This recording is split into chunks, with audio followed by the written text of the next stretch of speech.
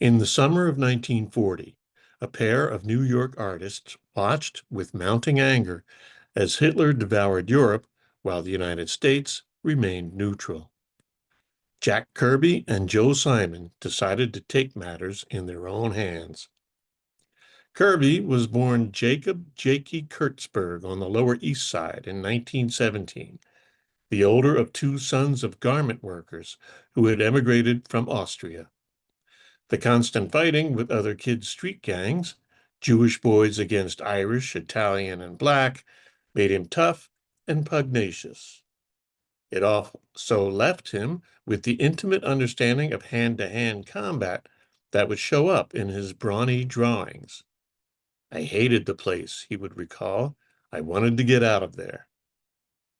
He escaped by walking up to the movies on 42nd Street and by reading newspaper comic strips. He said he found his first pulp magazine, Wonder Stories, floating in a gutter. He saw the drawing of a rocket ship on the cover and was hooked. Except for 1 week as a student at the Pratt Institute in Brooklyn, where his parents couldn't afford to have him stay and he didn't fit in anyway, he was a self-taught artist. By 18, he was drawing editorial cartoons and comics for newspapers, signing them Jack Cortez or Jack Curtis, and finally settling on Jack Kirby, which he made legal to his parents' dismay. While still a teen, he worked for a while in Max and Dave Fleischer's animation studio, helping to draw Popeye and Betty Boop cartoons. His career took off with the rise of the comic book industry in the late 1930s. Comic strips had been appearing in newspapers since the turn of the century, but it wasn't until the Depression years that Max Gaines, born Max Ginsberg in the Bronx, a printer's salesman, racked his brain for some way to feed his kids and struck on the comic book format. The startling success of the first Superman comic book in 1938 set off a mad scramble among competitors and imitators. Characters, titles, and whole companies rose and fell at a phenomenal clip. Kirby worked for a while for the legendary Will Eisner's studio, where he met Bob Kahn, who, as Bob Kane, would create Batman.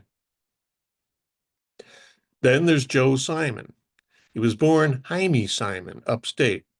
He was 23 when he came to New York City in the midst of the Depression, took a room in a boarding house in Morningside Heights, and started his career in the burgeoning new comic book field. His first assignment was a Western. His first superhero was called the Fiery Mask. He also did a Tarzan knockoff called Trojack the Tiger Man. Simon and Kirby met in 1939 and teamed up to create a series of characters who failed to impress readers despite wonderful names like Mastermind Excello, The Finn, Flexo the Rubber Man, and The Phantom Bullet. Then, in 1940, inspired by watching Hitler rampage across Europe, they came up with one of the most popular comic book heroes ever, Captain America, the Sentinel of Liberty. His real name was Steve Rogers, a skinny art student from Brooklyn. Trying to enlist in the Army, he flunked the physical, but was accepted into a test program, taking super soldier serum and Vita-Rays that transformed him to physical perfection. Simon and Kirby put him in an American flag-themed outfit and started him off with a bang in the first issue, released in December 1940. The cover showed him socking Adolf Hitler on the jaw. It was a great success, selling 1 million copies. It also drew death threats for Simon and Kirby from Americans who were pro-Nazi and fans of Hitler. Mayor Fiorello LaGuardia called them and said not to worry, the city of New York would protect them.